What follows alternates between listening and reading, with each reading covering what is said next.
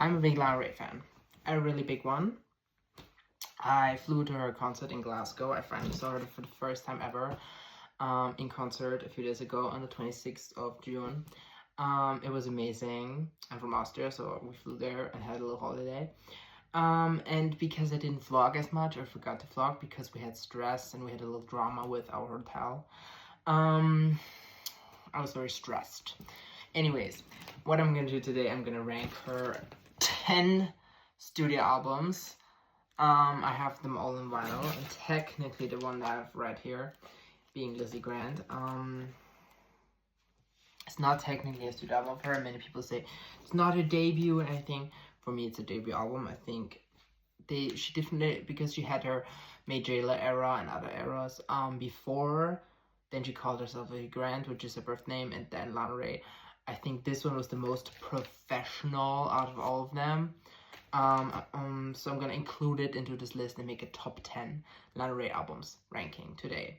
Whatever I'm gonna say here, please don't be offended, because this is my personal opinion and this is the music I like to listen to the most. She's my most listened artist of all time. She was in 2024 my number one on Spotify. She's right now my number one on Spotify. In 2023 she was my number one on Spotify. 2022 she was my number one on Spotify, and 2021 I discovered her because a friend of mine. Since that day my life changed and I love her so much. So whatever I'm gonna say, I love all of these albums. They generally would all get a 10 out of 10, but today we're gonna rank them. Probably gonna get only hate, because if you rank an album from any artist, especially Lana fans, they get pretty quickly offended. So let's just start. Number 10 is Lizzie Grant. I included this to have 10 albums. I think this is a great album. My personal favorite ones are Queen of the Gas Station. I love Jump, Mermaid Hotel, Yayo, which you also put in Paradise. Basically, so good. I love them all. I think if I have to choose like one song that I'm like not 100% sure, it's Bright Lights. That's the only one I really don't like love, but this entire project, it's so cute. You definitely see that was like trying to have a debut moment, and it went well. And I think we can remember this as a beautiful era. And I wish she would release this on Spotify so I could listen to it more than just on vinyl. Anyways. Next one, Get Scared, because this is many people's favorite album. Number 9 is Paradise. Why is this on number 9 only? It's very short. It's like 9 songs, 8 songs. So it's like basically a deluxe of Born to Die, which we're not gonna come to later. I personally think that all of these 8 tracks are good. I love them all. I wish the right monologue is on the actual album. And for me, this is an individual project. It sounds a little bit different than Born to Die, and she herself named it as her second studio album. And the world on Google is also saying it's an official album, not a deluxe. And I have it here. So I love Paradise. I think it's beautiful. Favorite track personally, I think, is either American, Right with the Monologue, or Bel Air. But they're all good. Cola is so iconic. They're all good. I think this being like her third least streamed album, kind of undeserved, because it should have done better, and not just Right being the only song that like gets attention. But all of them are beautiful. I think it's good. 9 is not like a bad spot. They're all amazing. And it's just so short. I think, yes, and I also don't listen to it so much. I think now, because it's summer, it's June, July, I listen to this more than before. Like, if I'm like in winter and it's snowing, I'm not gonna put up Bel Air, I'm not gonna put up Yayo, I'm not gonna put up anything. Oh my goodness, did I just say Yayo is my favorite on here? I just completely forgot about my favorite song. Anyways, ignoring that, Yayo is my favorite song. Delete that. Number 8, I'm scared, because I'm a person who always defends this album, and I genuinely think it's so underrated. Did I put it on number 8 only here? Yes, I did. I think this is so good, like all of them. I don't need to say this with every single one. Country of the Country Club. The problem, what I think, why this album never went crazy, and it's like literally basically her second least streamed album.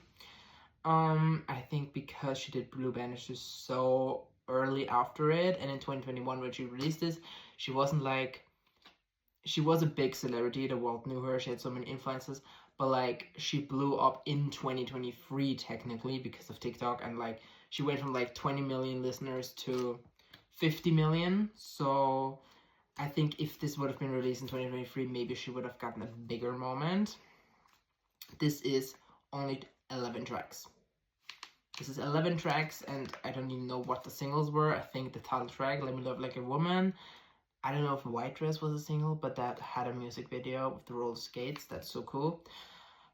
Favorite track, personally, is Tulsa Jesus Freak, because that's just, it's Fishtail's little sister. I love Fishtail so much. We're gonna come to Fishtail later. And I love Josemita also so much. Wild at Heart is so beautiful. This was her reconnecting era. After NFR, she just left LA technically and like became a more settled down life. The Question for the Culture, I think, later hurt this album a little bit in the way it was received. But I also think this coming before, I think this was before the Violent Band Years of Grass, which I also have on vinyl, but it's a podcast, a book technically, of poetry.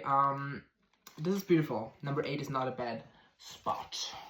Number 7, this is gonna, because this is her most successful album. Born to Die is number 7. I think that's a valid spot for somebody who usually does not listen to like mainstream pop. I'm not a pop girly. I like some pop artists like Sabrina Carpenter and some Ariana Grande songs. But I do think I love Lana Del Rey more when she's herself in her indie, alternative, art pop, and just speaking about life. I'm gonna shake my ass like I'm Angelina Jolie. I like this album. I like it very much. I think it changed pop culture forever. This is the pop bible of hers. And I do get why it's her most successful album. But I'm not like pulling this up daily.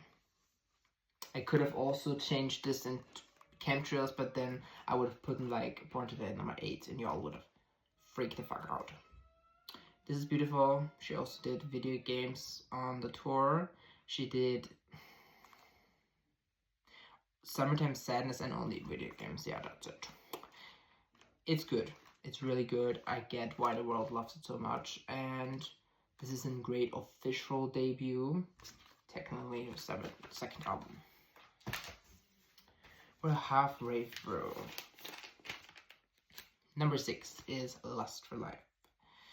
This album is really good. It's very similar. Like if we like talking about similar albums, these two are very much, they're like siblings. This one is more upbeat. It's more like it tried to be 2017. Some people say that it's stuck in 2017. I do not think that. I think that it's a beautiful album. It's her longest. I think her longest. Yes, 16 tracks songs, her longest. I think there's so many important songs on here of writing. 13 Beaches, Beautiful People, Beautiful Problems, God Bless America, Coachella, Get Free, Change, Heroin. Like there's so many different types of things that she's talking about here. And there's so many bangers from Cherry to White Mustang. Personally, my least favorite one is Love. Maybe I've just heard it too much, I don't know. But I think literally the features, yes, maybe you have to like let it grow from some songs like Ruby Love and Summer Bummer, but I think they're just, they feel like unreleased Lana songs in the best way possible. I'm not saying like they should not be released, they should be. It just feels like the early 2010 Lana Del Rey, like the song Ridden with A$AP Rocky that never released, and many, many others like Serial Killer. This album is giving that, and it's so good. Some people say this is her worst album. Some say it's her best. I think it's the middle. It's amazing. But not like I'm streaming this the most. I'm not. I love it. I do love it. I think it's important and underrated. So I have it at number 6. Halfway through the ranking. Number 5 is Blue Banisters. This is like one of my best friends. My best friend technically. He showed me Lana Del Rey in 2021. It was his favorite artist. She still is till this day. I can't speak. And this is his favorite album of her. And I remember ranking all albums with him, like the age he had in 2023. And he didn't tell me what his favorite album was. And this on the first listen didn't like really grab me. So I had Blue Banisters on my first listen at last place. Dead last place. I really underrated it. I think it's so good. And the day I gave this a second listen, I loved it so much more. I looked into the lyrics, I became a lyrics person, and I think this is underrated because it's her least successful album. This charted at like number 8 or 9. And is her least sold album, her least streamed album. Nobody talks about it. There's only like one song above 100 million streams, being Dealer. Yeah, I think. And like all the other songs, the only one who's like scracking her top 100 songs is Living Legend because of TikTok. Nothing else here had its moment. Nothing charted, nothing did anything. I think this is such a beautiful album. Yes, did Corona maybe kill the hype of this album? I don't know. I think this is underrated. People say it's boring. It's not. It's perfect. Shut up. Thank you so much. Also, people say the entire album sounds the same. It doesn't actually. Listen to it again. Number 4 is NFR. Some people say this is her best album. I would agree. Probably, I mean, it's not my number 1, but like, I would agree technically on a quality album. The fact that it's beautiful fucking album cover with the details from the fire of LA, of her in a boat leaving. In literally every single song, she's referencing the album cover, the comic aesthetic, everything on this album is just so good. It's a 14-track album, and it's a 10 out of 10 album. I can't even put favorites because they're all so good, and even the songs Dough and Time and Cinema Girl, who have like streams, they're all good. They deserve that. My personal favorite would be The Greatest, I think. And it's just so good. So good. So we're going to my top 3. Those 3 albums are all 3 in my top 10 favorite albums of all time, and also in my top 10 most streamed albums of all time. So all of them are like of all time classics. Ultraviolence, I have at number 3, which is also my best friend's second favorite, I think. Like, this is his theme album. He loves this. I love it so much. It's my 3rd place.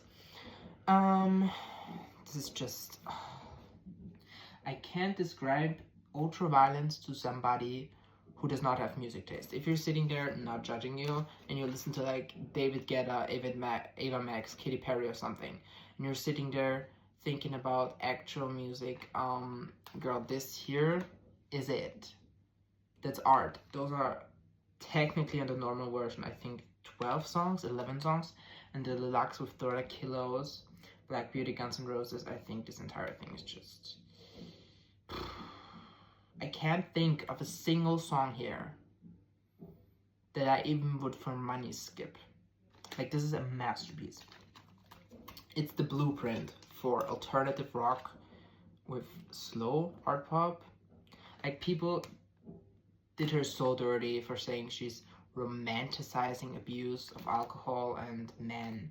I think she had many problems in her past, and reflecting on it here, and this is just, she's misunderstood for this, absolutely. Number 2 is Honeymoon. This was so close to be my number 1, but my number 1 is literally, which you know is Tunnel.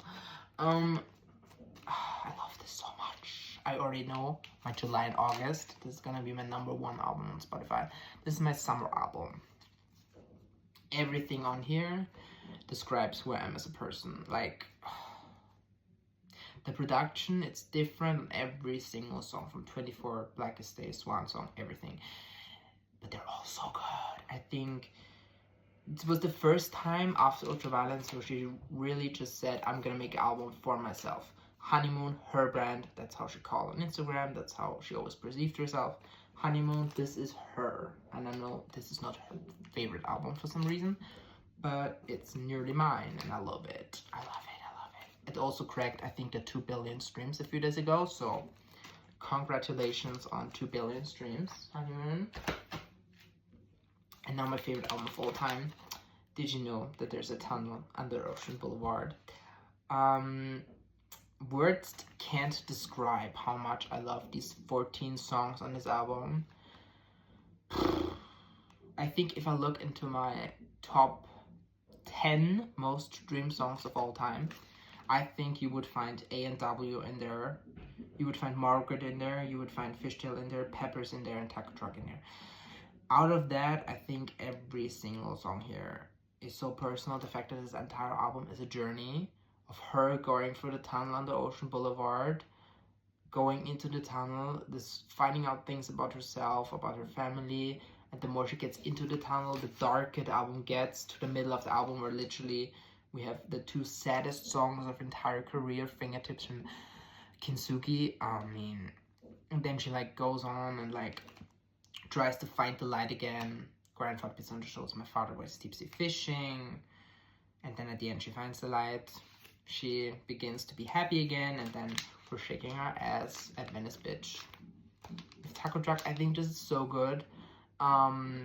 It was at the time it released her biggest first day streams, I think. This is the most she has been nominated for Grammys, and it should have gotten the album of the year. Sorry, Swifties. Like, this was...